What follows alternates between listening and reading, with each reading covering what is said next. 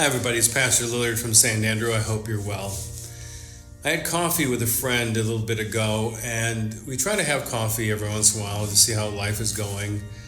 And I just like hanging out with really good people who have a good heart, who have a heart for the Lord, that live an authentic life, because being around better people just makes me better.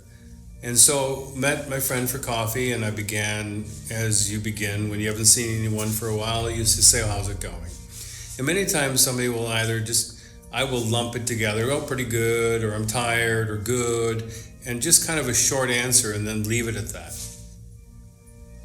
But my friend is wise and pensive and analytical, and my friend just started to say, "Well, it's actually a complicated answer. And it's fairly stratified." And what I mean by that, he said, is there's a lot of aspects of my life that are just really good. It's almost vitalized. It's just harmonious and good. And then listed a couple of things in his life where it's just rocking and rolling and things are just really good. And then my friend said, "I just give it up to God, because God has been so gracious and kind, manifesting in these things happening. And I just give thanks to Jesus because I've been so blessed." And then my friend said, "Well, but there are things that are, if you will, in the Midland group, things that are sources of tension, a little bit of struggle. Things are not exactly going as I want. There's some friction, either with kids or parenting or work or something in my life. But even in those struggles, I find Jesus. I find Jesus' promises. I find goodness in the struggle to be community together, to be a parent, to be a child, to be a neighbor to people, and all these things therein, that we try to take it from not a struggle to better, and from good to very good. And I see hope and I see promise, and that's just part of life. Not everything is just going to fit together nicely, that some things just have to be worked.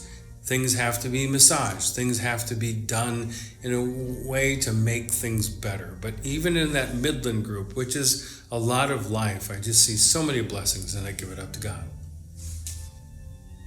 And then there was a pregnant pause. And my friend said, "Well, there's one thing, David, that's really hard, that one of my parents has dementia. And my parent is a shell of what my parent used to be.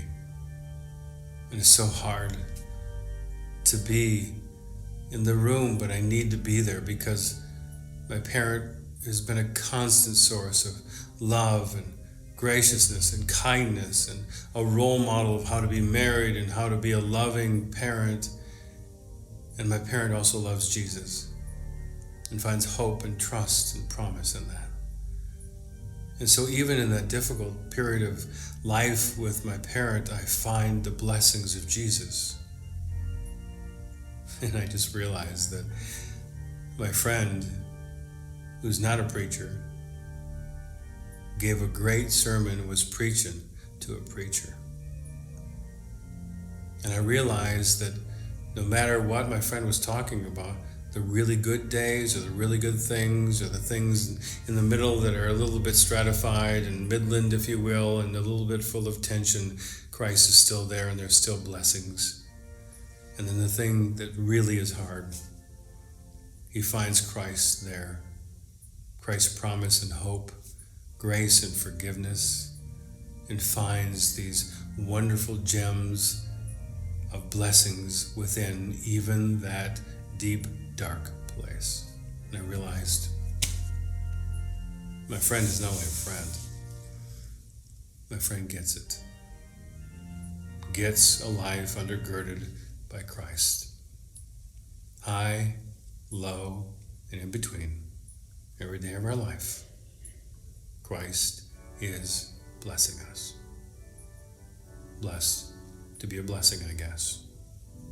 Like my friend, and you are to so many. Have a good week. Be well.